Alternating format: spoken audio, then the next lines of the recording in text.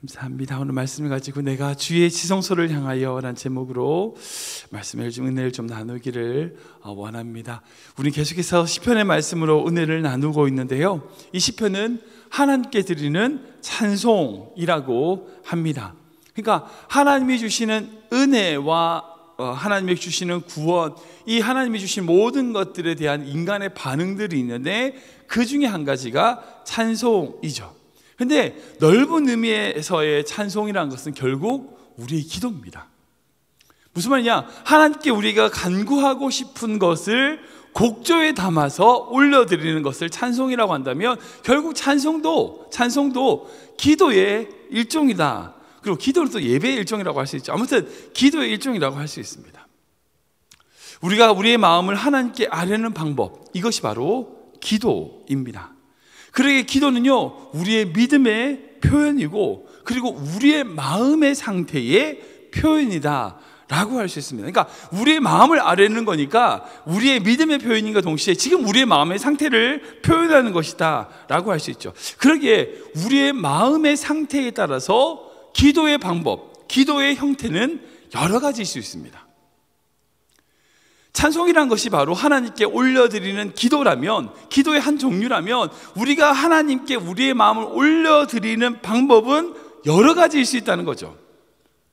조용히 주님의 동행하심을 누리는 그렇게 조용한 기도, 때로는 우리의 상황에 따라서 논리적으로 하나님 이렇고 저는 하나님 저 사람이 저런 말을 했고 다윗이 그런 고백하잖아요. 그렇게 논리적으로 아뢰는 기도, 자신의 상처받은 마음을 잔잔하게 주님께 상담하듯이 이야기하는 기도, 그렇게 드리는 기도, 아니면 정말 힘들고 어려운 상황 속에서 주의 이름을 부르짖는 기도, 여러 가지가 있을 수 있습니다.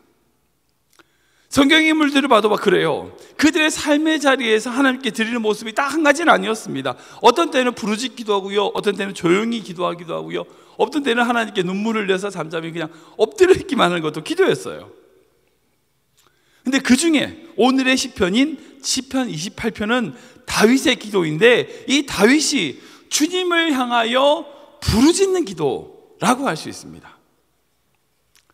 사실 우리가 늘 부르짖으면서 기도할 수는 없죠. 예를 들어서 그런 거예요. 비행기 타고 가다가 주님께 기도한다고 갑자기 거기서 와 주여 이렇게 하면 사람들이 오해받을 겁니다. 그렇다고 해서 늘 언제나 조용한 기도만 하지도 않을 겁니다. 안 해야 됩니다. 우리의 상황과 형편, 아까 말씀드린 것처럼 기도가 우리의 마음을 아뢰는 거라면 우리의 마음에 따라서 여러 가지 기도의 형태가 우리에게 있어야 되는 것이 중요하다, 이것이 있어야 되는 것이 중요하다는 것을 기억해야 되는 거죠. 예를 들어서 그런 거예요. 어떤 집에 불이 났어요. 근데 그 불이 났는데 갑자기 불이 난 것을 보고, 그런 상황을 보고 놀랐는데 다른 사람에게 도움을 구합니다. 저희 집에 불이 났습니다, 도와주시겠습니까? 누가 그러겠냐고요. 불이야 소리 지면서 도움을 구하지 않겠습니까? 아니 그 불난 거 보고서 119 전화해서 여기 어디였는데 불이 났습니다, 이렇게 자기 불났는데 그렇게 얘기하는 사람 누가 있냐고요. 다급해가지고 자기 주소도 말하지 않고 불났다고 그러고 그런 경우도 보잖아요. 그러니까 급박한 상황이 되거나 정말 놀라는 상황이 되면요, 소리 지르는 것이 당연합니다. 당연하죠. 근데 반대로 이런 생각하세요. 어떤 사람이 식당에서 주문을 하는데 짜장면! 뭐 이렇게 소리 주문하는 사람이 있겠습니까? 불이 난 것처럼 그렇게 소리 지면서 주문하는 사람이 있냐고요. 그 사람은 정신병원 가야 될 겁니다. 계속해서 말씀드리지만 기도란 것이 지금 우리의 현재의 마음을 주님께 올려드리는 것이라면 때에 따라서 우리의 그 마음의 상태에 따라서 기도해야 됩니다. 때로는요 정말 우리의 소리가 목 찢어지더라도, 우리의 목청이 찢어지더라도 그렇게 소리 지르면서 목이 쉰 것 정도로 주님께 부르짖어야 됩니다. 또 어떤 때는요 가만히 있어야 돼요. 소리 내면 안 돼요. 그냥 눈물을만 흘리는 기도가 있어야 된답니다.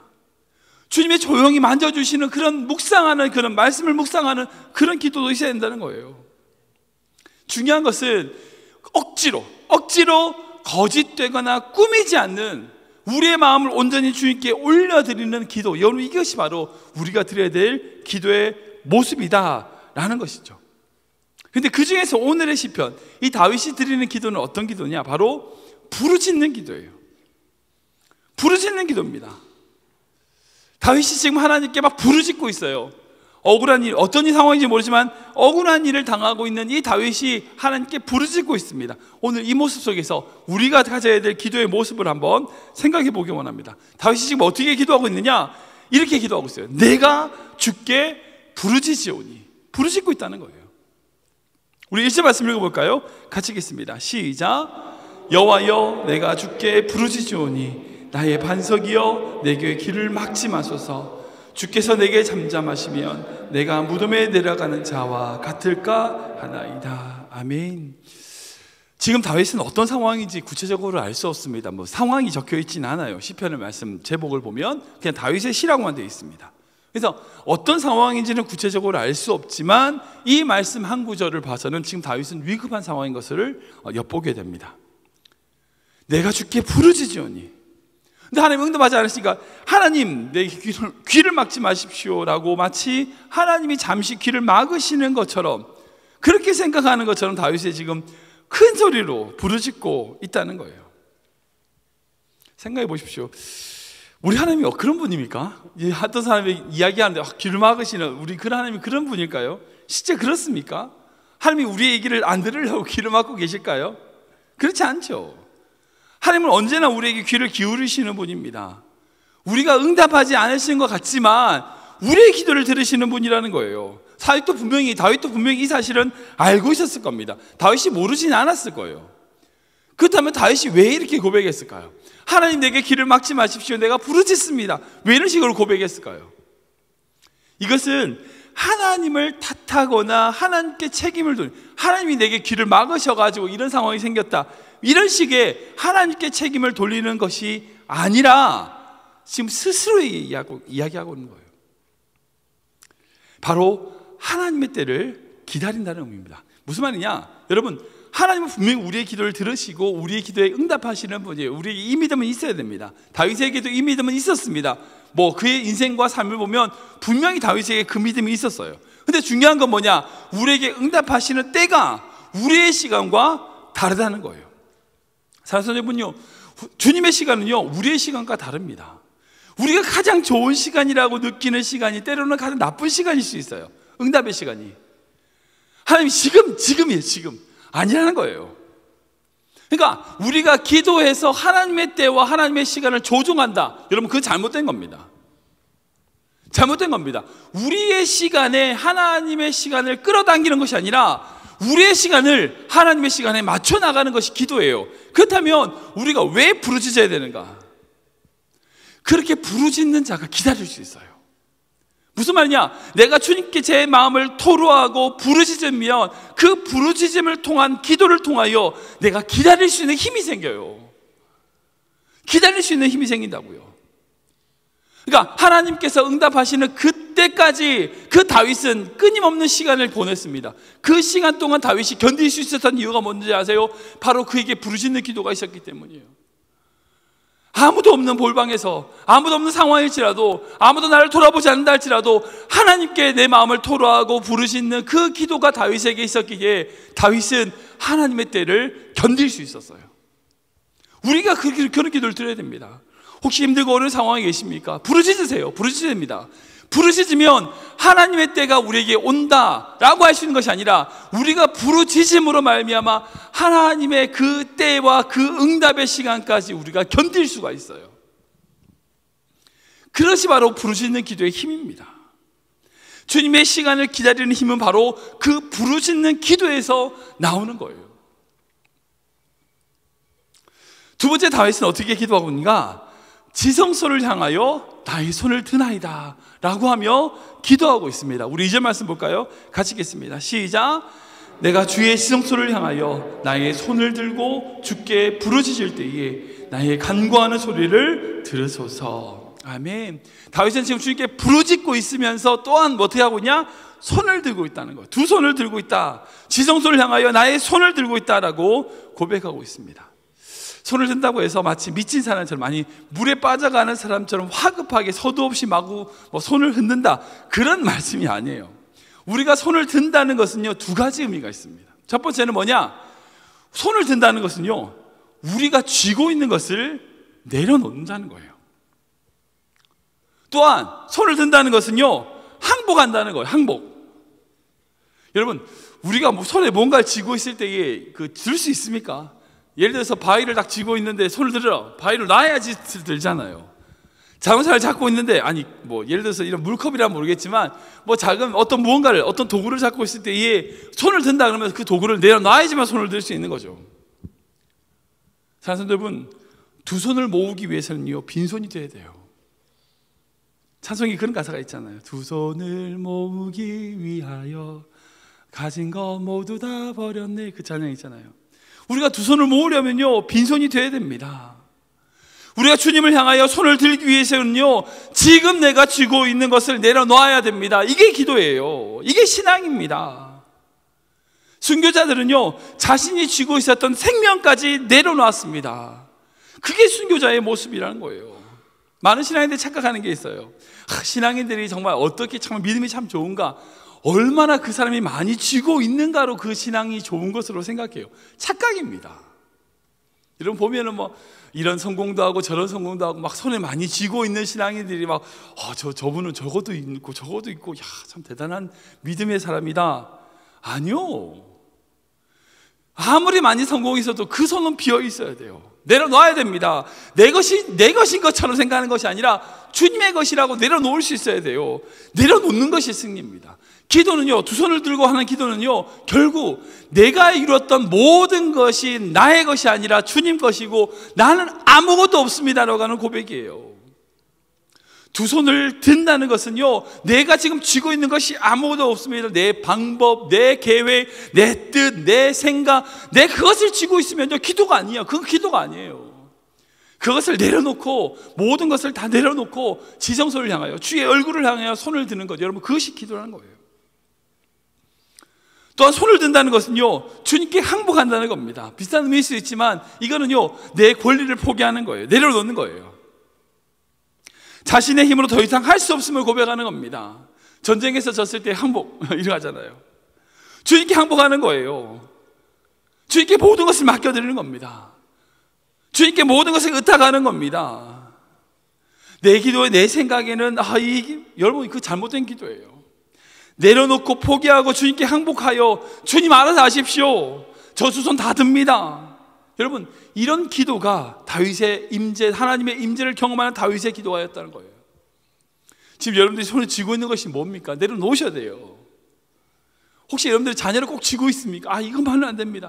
내려놓으세요. 이 물질, 이것만 절대 안 됩니다.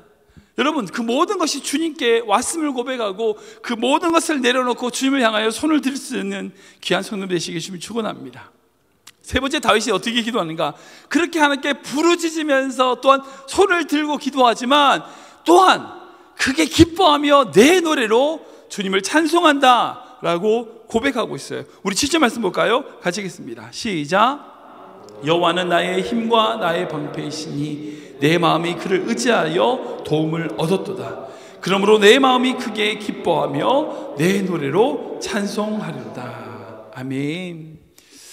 기도를 울면서 하는 것을 많이 생각합니다. 많은 분들이 기도한다면 막 웃는 것을 생각해요. 물론 우리의 마음이 힘들고 어려울 때 상처받고 고된 삶을 살면 그 주님 앞에 나아갔을 때 주님 위로가 있으니까 감격스럽죠. 눈물이 나죠. 예, 맞습니다.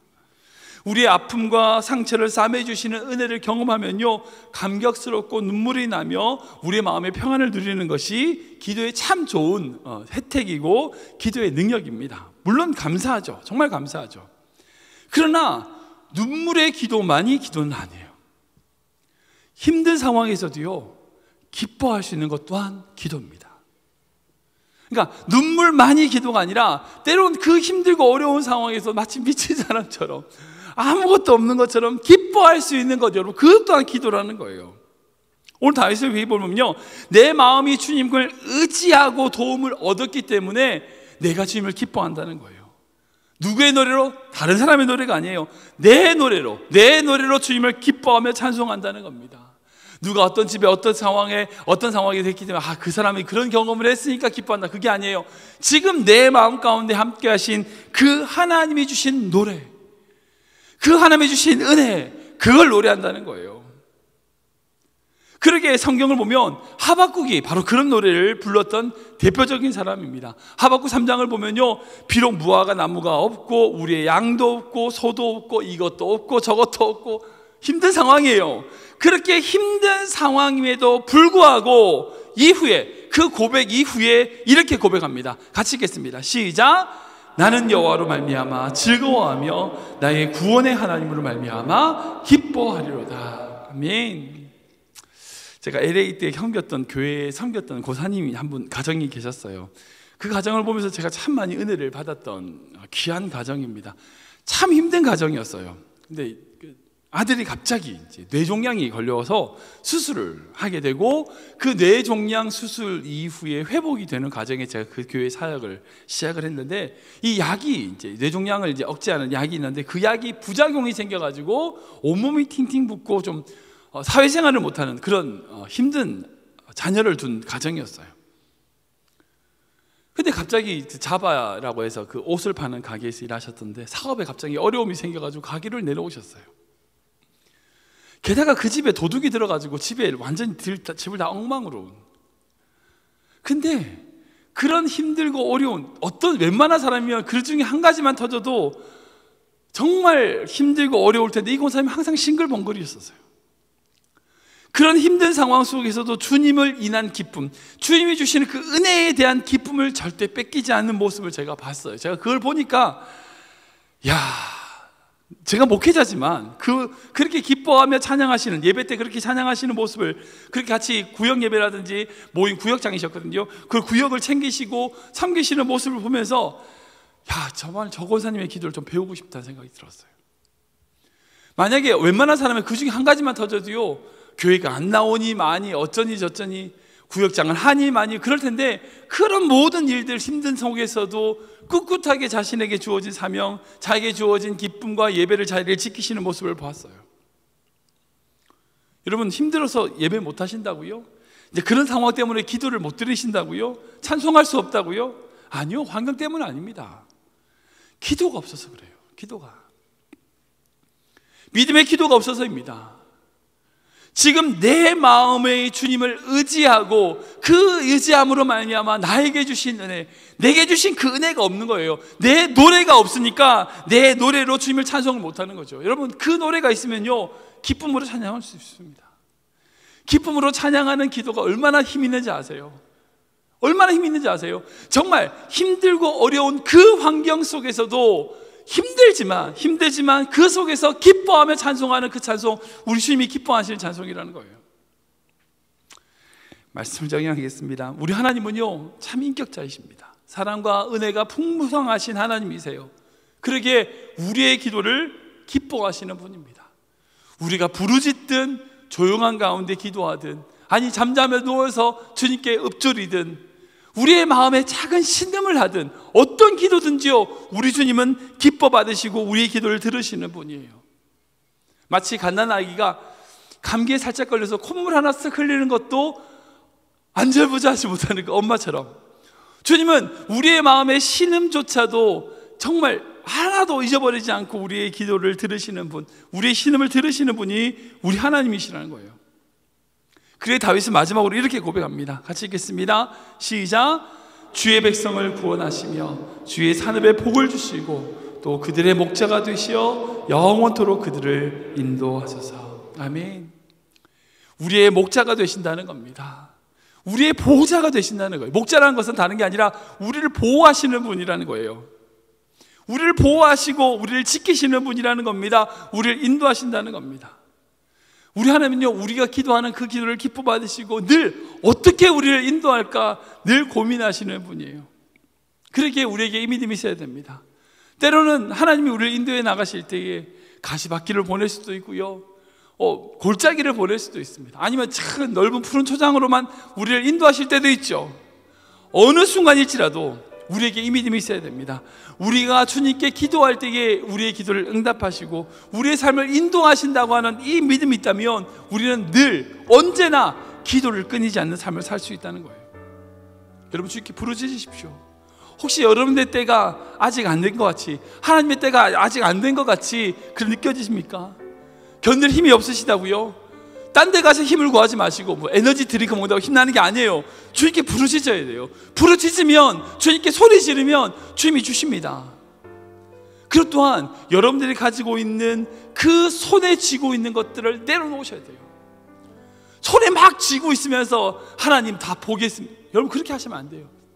다 내려놓고 주의 얼굴을 향하여, 지성소를 향하여 손을 드십시오. 그리고 어떤 상황일지라도 부르짖는 기도와 함께 기뻐하며 찬송하는 기도, 찬양하십시오. 그 속에서 우리의 삶을 인도하시는 그 세미한 주님의 음성을 들으시는 귀한 성도 되시기를 주님으로 축원합니다.